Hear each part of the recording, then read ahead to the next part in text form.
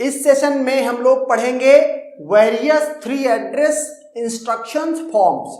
Okay, तो जैसा कि हमने बात की कि इंटरमीडिएट कोड को लिखने के कई तरीके हैं, उसमें से 3 एड्रेस कोड को हम फॉलो करेंगे।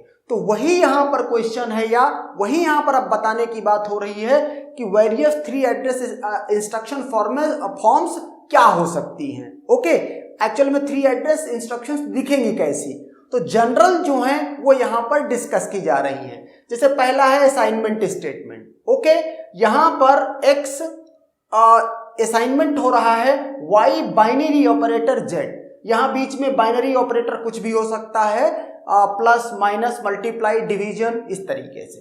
x assignment operator unary operator y।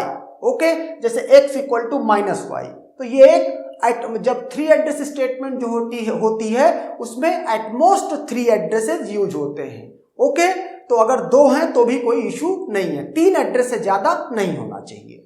Okay, copy statement, यहाँ क्या हो रहा है, y को सिंपल x में कॉपी किया जा रहा है, कई बार इसको इसी के साथ यूज कर लेता है। ओके, अगर इंडेक्स्ड असाइनमेंट है, एरे का यूज है, तो ये भी एक वैलिड 3 एड्रेस स्टेटमेंट है। क्यों? एक एड्रेस, 2 एड्रेस और तीसरा एड्रेस, तो ये दोनों भी क्या हैं, इसमें कुछ y इसमें x में असाइन किया जा रहा है, यहाँ x ऑफ i में कुछ y कुछ एलिमेंट मीन्स असाइन किया जा रहा है, तो ये इंडेक्स असाइनमेंट हो गया। पॉइंटर असाइनमेंट्स, अगर सपोज करो इस तरह से स्टेटमेंट है, इस तरह से है, या तीनों में से किसी तरीके से, तो वैलिड 3 एड्रेस स्टेटमेंट्स हैं। ओके, अनकंडीशनल जंप, अगर स्टेटमेंट कहीं लिखा है गो टू एल, तो सिर्फ एक ही एड्रेस है एल, जो कि ये क्या है, ये है label name. Okay, conditional jump क्या है, जंप होगी go to something, some level होगा, लेकिन उसके पहले कंडीशन होगी। If x is greater than y go to l। कितने एड्रेस हुए, 1 2 3। ओके, अभी भी वैलिड 3 एड्रेस स्टेटमेंट है। ये वैलिड 3 एड्रेस स्टेटमेंट नहीं है। क्यों नहीं है? क्योंकि अगर आप देखो तो एक फंक्शन कॉल की गई है जिसमें n तो आर्ग्यूमेंट है, और n आर्ग्यूमेंट जो भी कुछ हैं ये सारे के सारे वेरिएबल हैं, तो n एड्रेस तो सीधे सीधे यही हो गए। ओके, और इसके बाद फन, ये भी एक नेम है। ओके, तो ये भी एक वेरिएबल की तरह ही है, तो n+1 हो गए। उसके बाद t एक वेरिएबल और यूज कर रहे हो, एक एड्रेस और यूज कर रहे हो। ओके, तो इसका मतलब है इसमें टोटल n+2 मीन्स क्या हो गए, n+2 वेरिएबल्स हो गए। तो वैसे भी फंक्शन अगर कभी भी लिखा हुआ होगा, ओके, कोई भी फंक्शन कभी लिखा होगा, चाहे उसमें फिर एक ही आर्ग्यूमेंट क्यों ना हो, जब उसकी वैलिड 3 एड्रेस स्टेटमेंट्स बनेगी तो वो किस तरह से होंगी, वो इस तरह से होंगी।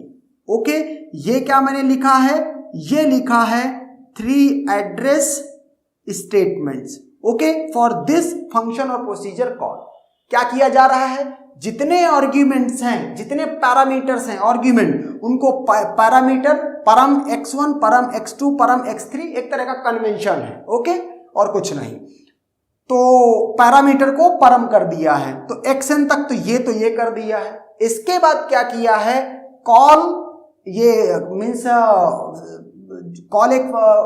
कॉल एक फंक्शन टाइप का है जो कॉल कर रहा है किसको, इस फंक्शन को, फन को, और n क्या है, जो टोटल नंबर ऑफ आर्ग्यूमेंट्स हैं, और इसके बाद जो भी कंप्यूट हो रही है वैल्यू उसको रिटर्न कर दिया गया है t में। ओके, तो एक ये बात है, लेकिन कई जगह पर इसको जब एक्सप्लेन करता है तो कुछ जगह तो ये लिखा रहता है, ओके, 3 एड्रेस कोड, और कुछ जगह पर क्या लिखा रहता है, जो ये t वेरिएबल है इसको यहाँ पे क्या करेगा, परम t, इसको भी यहाँ पैरामीटर t लिखेगा। उसके बाद चूंकि अभी तक n आर्ग्यूमेंट थे, अब n+1 हो गए टोटल, तो इसकी जगह पर क्या लिख देगा, n+1 लिख देगा। ओके, और यहां पर सीधे सीधे क्या करेगा, ये t में रिटर्न करवाएगा, और इस तरह से लिखेगा फिर रिटर्न t। तो आप इसको फॉलो करना, ये ज्यादा लॉजिकल है। ओके, तो ये 3 एड्रेस इंस्ट्रक्शन फॉर्मेट नहीं है, ये इसके इक्विवेलेंट ये है 3 एड्रेस इंस्ट्रक्शन फॉर्मेट। ओके, तो ये आप इनको रिमेंबर करके रखना कि हाँ इस तरीके से ये 3 एड्रेस स्टेटमेंट्स दिखती हैं। Okay, and that's done.